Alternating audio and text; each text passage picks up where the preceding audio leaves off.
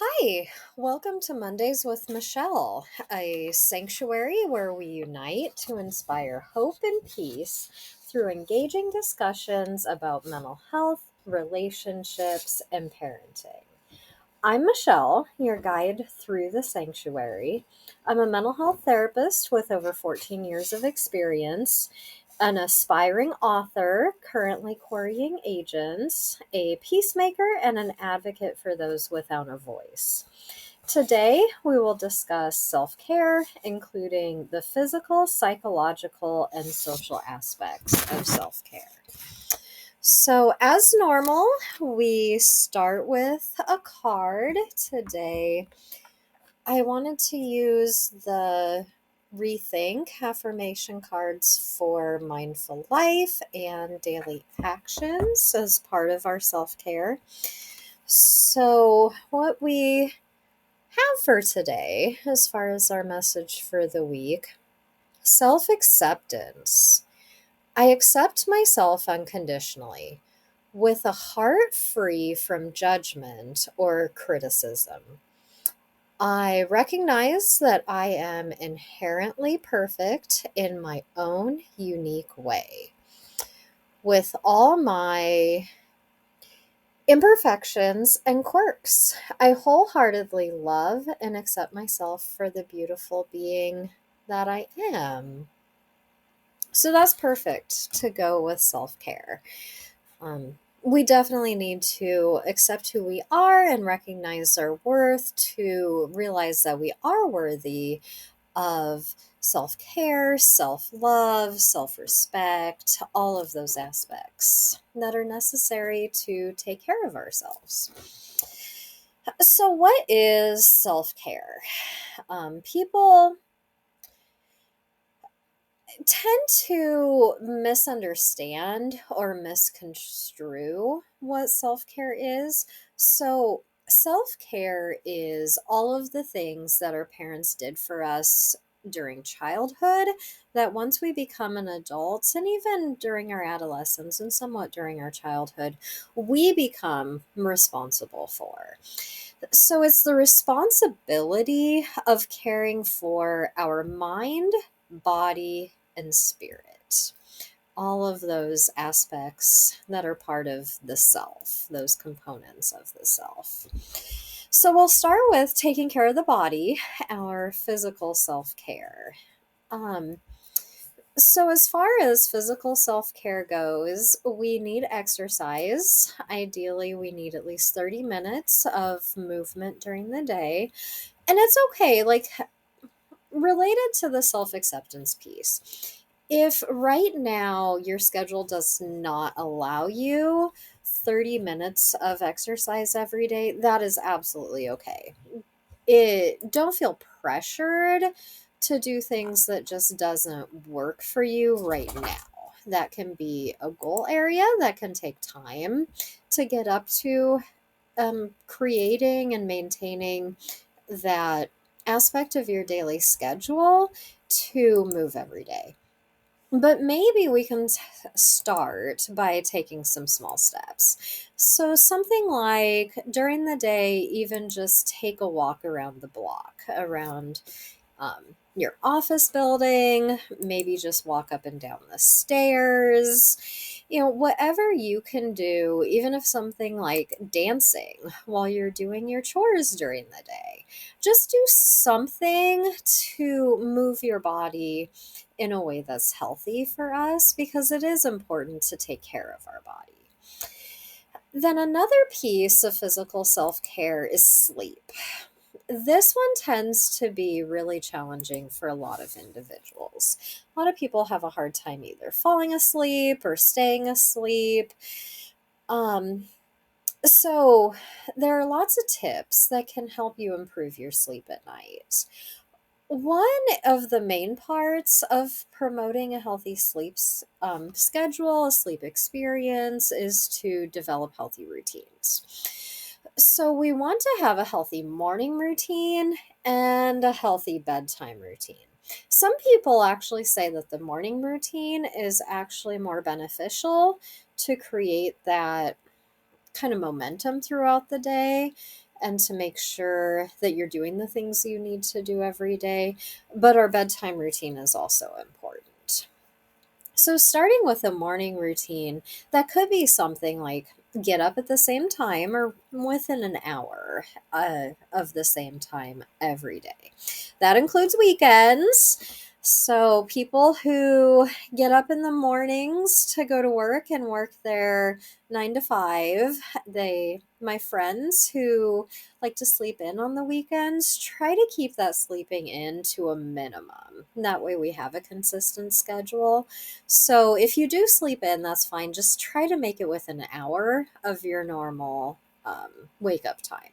So if you normally get up at 6 a.m. in the morning, on the weekends, don't get up later than 7 a.m. Be as consistent as you can. Then what does your morning routine look like? Like maybe that's your time of day where you do incorporate some exercise. Start your day off with some endorphins through that exercise. And then eating breakfast, drinking water. Some people are really adamant about drink a 8-ounce glass of water every single morning as soon as you wake up, because that can get your metabolism going. Um, you haven't drank anything during the time that you slept, so you're rehydrating your body and getting what you need to have that energy to start the day. And then obviously get ready for the day. I imagine that's part of most people's day, like morning routine, is we have to get ready for the day. And then our bedtime routine incorporates time to wind down. So there's lots of things that we can do to wind down at the end of the day, to relax and wind. Like maybe we want to read at the end of our day, journal, color. The adult coloring books are fantastic.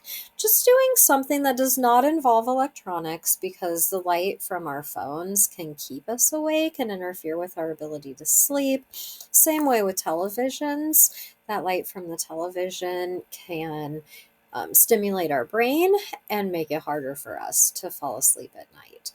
So try to do things that are relaxing, calming, soothing, that do not involve electronics.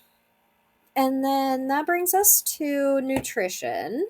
So, ideally, with nutrition, we want to eat at least 3 meals per day and eat nutritious foods. So, we want a nice balance of fruits, vegetables, proteins, whole grains, healthy fats, making sure we're getting the nutrition we need to fuel our body to make it through our day. So that's physical self-care in a nutshell. And then we have psychological self-care. So this is also, like some emotional self-care, mental self-care. Those things can, in this instance, be put together in the psychological self-care. So we're going to talk about the importance of nature as psychological self-care. So spending time in nature is very healing. The sun itself is very healing. Hearing the sounds of the birds, the feel of the sun on our skin, the trees, the flowers, the plants, all of that is incredibly healing. So we want to spend time in nature to replenish our spirit and soothe our nervous system. It's a way of managing stress, is spending time outside in nature. So one way that we can incorporate some time in nature is take what's called a mindful walk.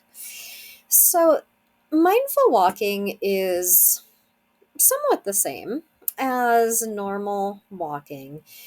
There are different ways to incorporate a mindful walk, but in the way I'm describing it today, mindful walking is paying attention to your 5 senses while you're walking. What do you hear? What are those sounds? Maybe you hear the locust chirping if it's the evening. Maybe you hear the birds chirping around you. Maybe you can hear an airplane or a helicopter that's flying nearby. Just pay attention to what sounds you hear as you walk. Maybe you can hear the wind blowing the trees, the leaves rustling. What do you see? Do you see the colors of the leaves changing yet? Can you see the grass, the trees? I've noticed, especially last week. I love this time of year watching the squirrels. And the squirrels in my neighborhood are just so busy and active this time of year because they're out gathering everything so they have enough food for the winter. And so they are just these little busy, active, scurrying squirrels just running through the neighborhood. And it's so fun watching them. They're playing, they're working, they're just so active. So that's something that I see as I'm enjoying my time in nature. Things you may notice, they're not growing as quickly as they were. The grass isn't needing to get mowed as often.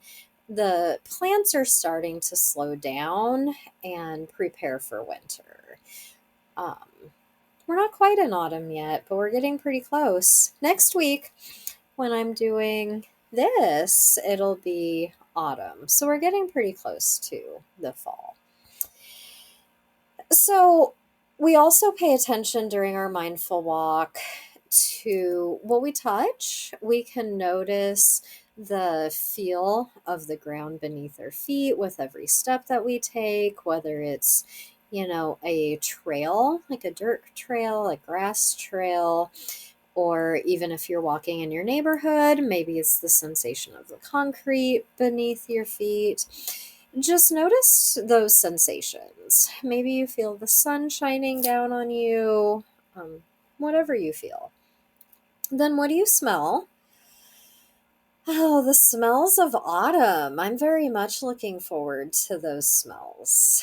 I enjoy the smells of cinnamon and pumpkin. So notice what you can smell as you're walking. And then finally, what do you taste? Maybe you're chewing some gum as you're walking, so you taste the gum. Maybe you have a hard candy. Maybe you just taste the wind, the air around you, but pay attention to what you can taste. So that's what mindful walking is paying attention to your five senses while you're walking. And then another part of psychological self-care is creativity. Um, tapping into that creative part of yourself. In dialectical behavior therapy, we talk about the three states of mind. There's the reasonable, rational mind, which is your thoughts, how you think, like your logical self.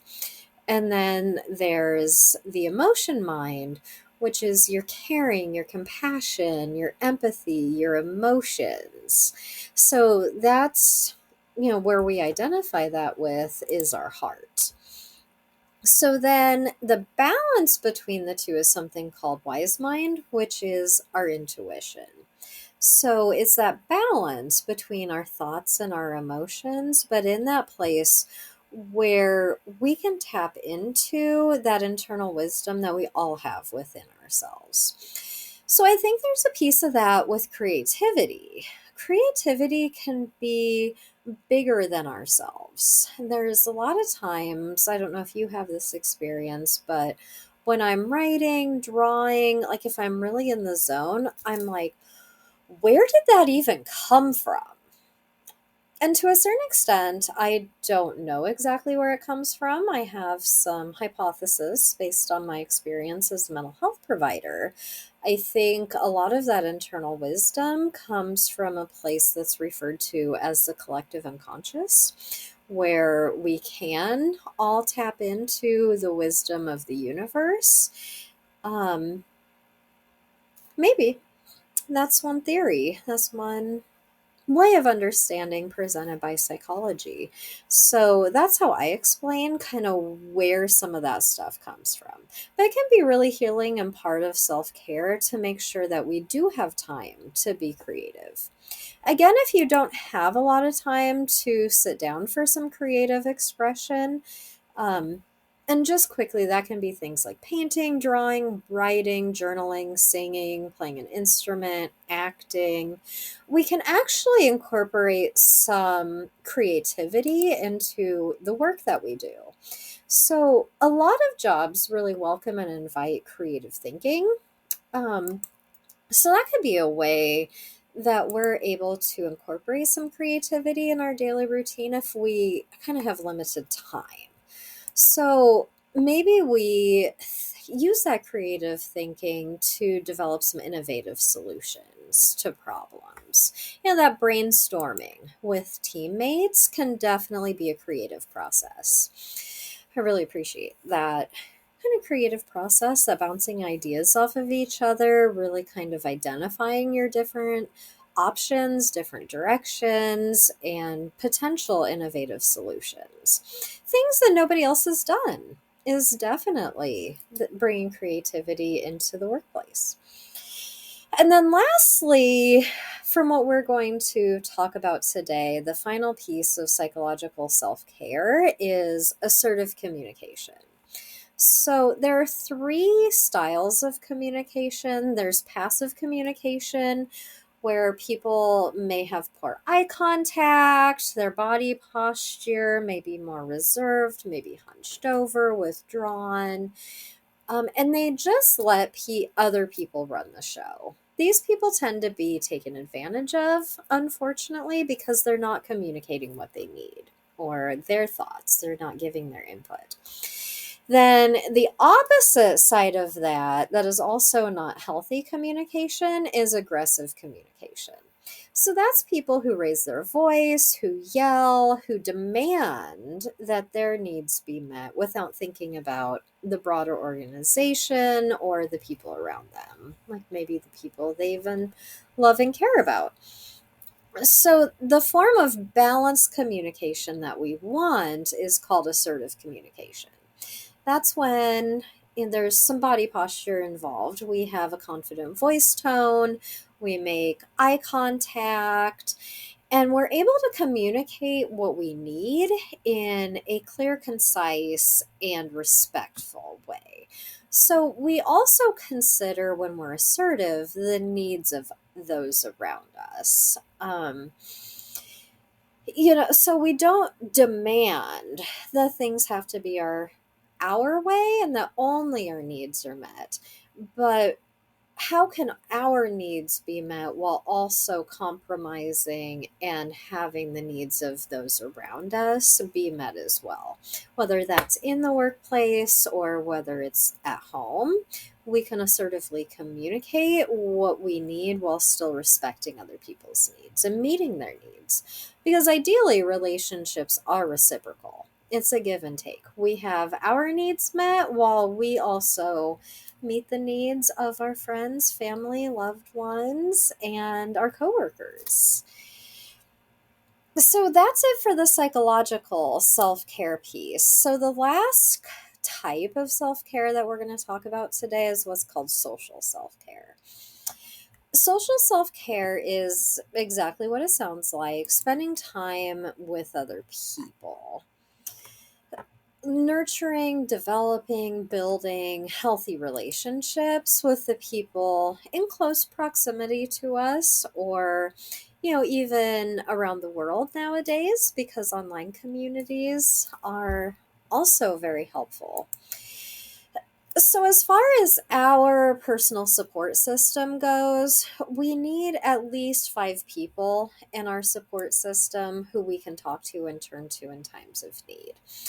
Um, I like to say we can't just have a support person, we have to have a support system because we are social creatures. We do depend on the people around us to be able to meet our needs.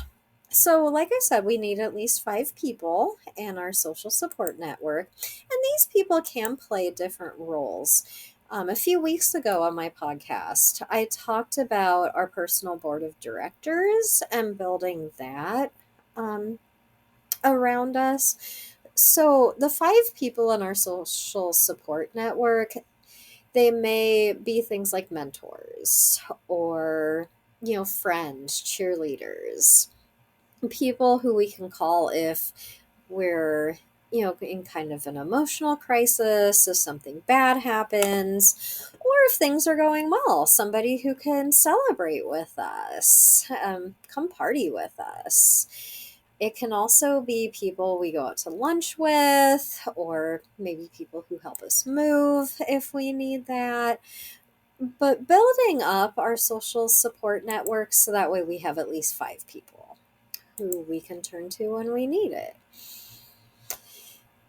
Along with that, community is very important. So we can feel connected with our neighborhood, our town, maybe our state, maybe our country. Ideally, though, we have a community in our area. So, like our neighborhood, our town, our city, and cities and towns tend to have a lot of opportunities where you can connect with other people. Now, there's a lot of planned events, organizations, committees. You can really get involved with civic engagement. There's lots of opportunities to volunteer. So that can really help us to get active in our communities instead of just closing ourselves off from those around us. How can we get involved and be an active member of our community? That really helps us to make a difference in the world around us as well. And like I mentioned, not only our towns can provide community, there are also nowadays online communities. So, having an in person community as well as an online community can really help build those connections, not only with people around us, but people around the world, which, in my experience, has been really fun and really beneficial because, one, there are some cultural differences. So, we can get alternative perspectives and welcome other ways of thinking about things, or even appreciating the things that we have in our world and our lives a little bit more when we're learning about other cultures and other people. It's also a piece of recognizing we're more similar than we think we are, because there are, like, humans are humans, kind of like dogs are dogs, cats are cats, birds are birds. Humans are humans. And it's interesting when you start connecting with people, even outside of your own country, people who live in other countries, how we can find those similarities. And I really enjoy that piece. I like hearing how we are the same while we can also welcome and really build on each other's differences. It's pretty fantastic. All right, and that leads me to the final part of social self care, which is asking for help. This one can be hard for a lot of people. I'll even lump myself in that category. It can be really hard to ask for help when we need it for one reason or another. So it is okay. You have permission. If you needed permission, I'm giving you permission. Right now, it is okay to ask other people for help. As I said a few minutes ago, relationships are reciprocal. They involve that give and take sort of nature. So some people are like the givers, the helpers, and so they constantly are wanting to help other people.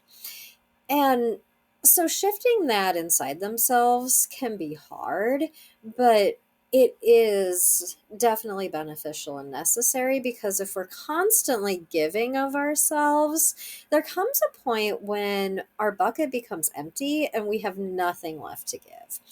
So we don't want to get to that point. That point is very uncomfortable. It's not healthy. It's not beneficial to anyone.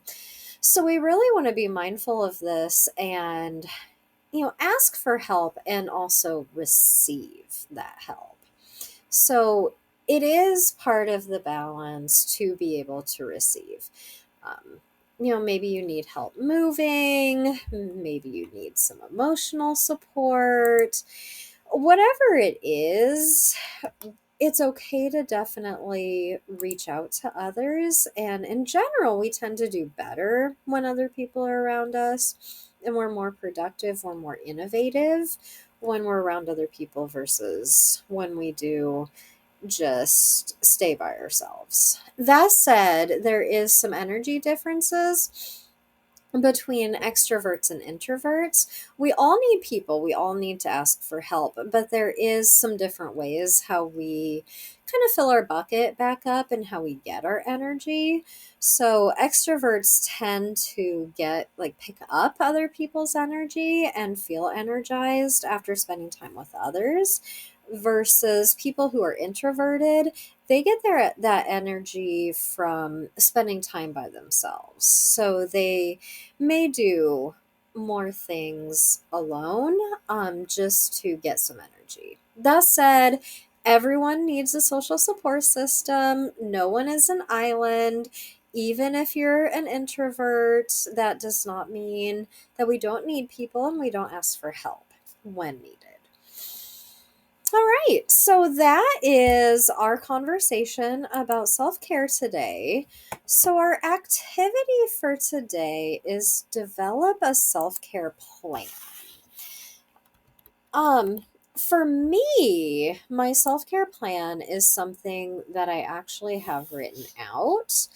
The very first sentence of my self care plan, and it's been in place, I think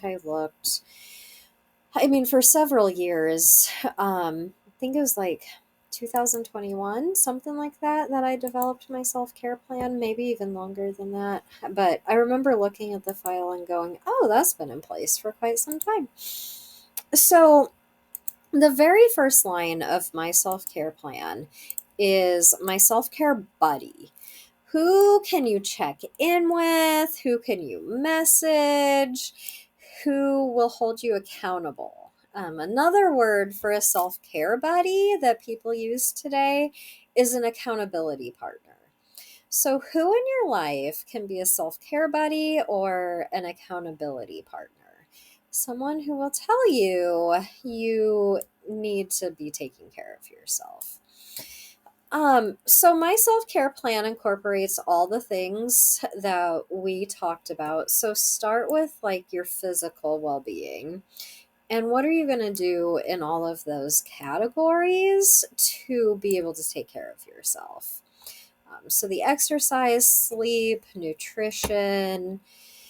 One piece for me that was a really easy adjustment, and I don't know if any of you will benefit from this, but just in case there are people listening who maybe have a tendency to eat lunch, something or to not eat lunch, like to work through lunch, a really easy thing that I did that really helped me break that pattern of working through lunch is I schedule it. If things are on my schedule, I do them.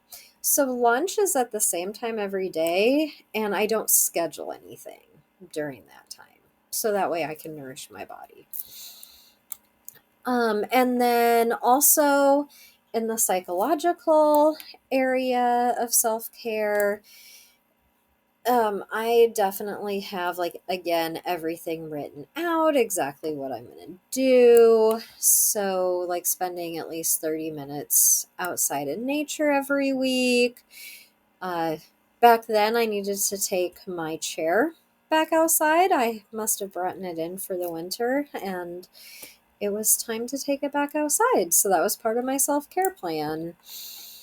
And then creative expression, writing, journaling, painting, coloring, those types of things. Um,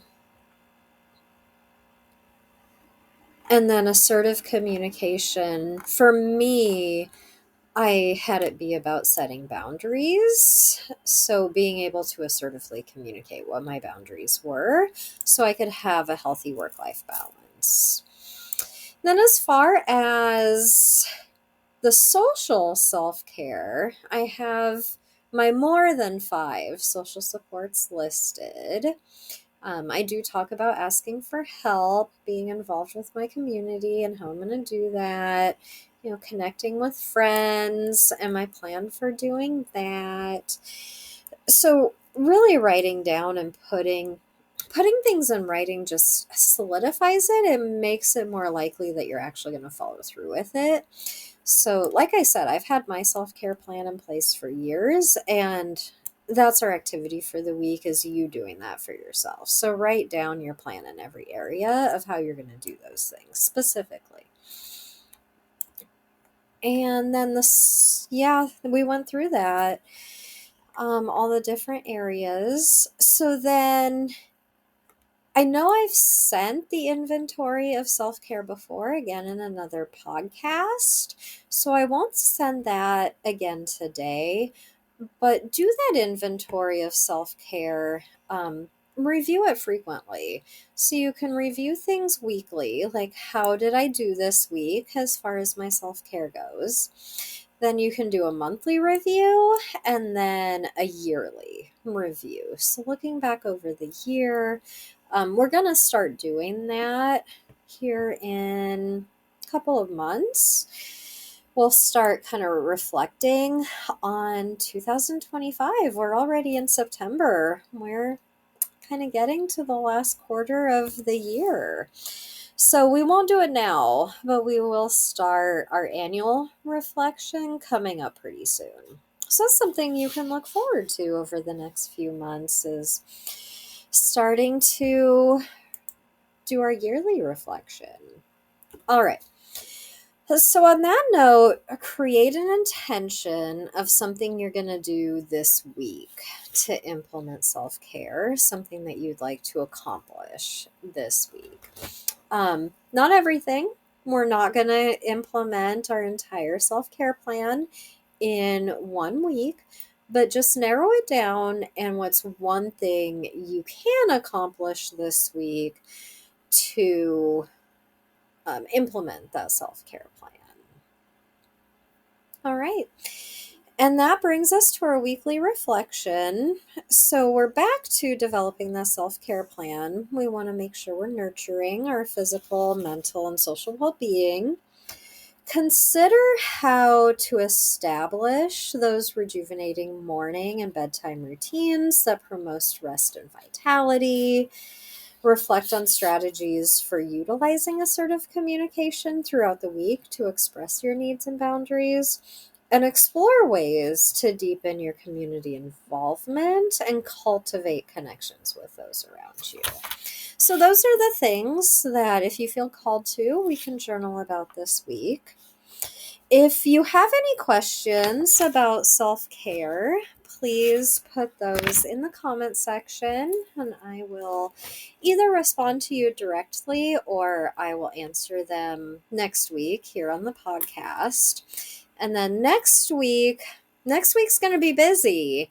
So first of all, during the podcast, we will be talking about breaking the cycle is our podcast topic. But next week is also really exciting because it's the week of my complimentary online mini course. It starts on Monday and runs through Saturday. So it's called Peaceful Pathways. We're going to be focusing on lots of relaxation techniques, stress management sort of interventions. So we'll be working on relaxation, mindfulness, acceptance, and awareness to help us reduce stress or manage that stress in a healthy way. So all you need to do is be a subscriber, not even a paid subscriber. It's a complimentary course. So just sign up as a subscriber to this Substack page, and Monday morning and then every morning through Saturday, you'll receive a post in your email directly in your inbox, and it'll be similar to what we do here. So I will have a video. I'll be talking about a PowerPoint and really explaining the skill for the week, kind of giving some background of it, how it can help you, how it can alleviate stress, practicing the skill or the technique. And then it'll be written. There'll be written information. So if you don't have time to watch the video, you can definitely read through the information and implement it yourself. And then Saturday, this piece is for paid subscribers. So Saturday the 27th, we'll have our monthly healing sanctuary where we can spend some time together, spend an hour together, kind of reflecting on the skills, anything that is causing stress, and just walk through whatever you need. That'll be over Zoom. So hopefully you will join me there. If you'd like to participate in that healing sanctuary on Saturday, September 27th, you do need to be a paid subscriber. So just choose that option for paid subscriptions, and that's one of the benefits that my paid subscribers receive.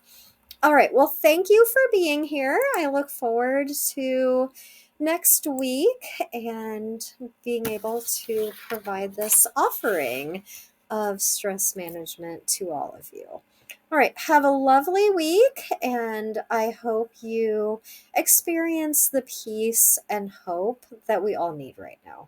Thanks so much. Have a great one.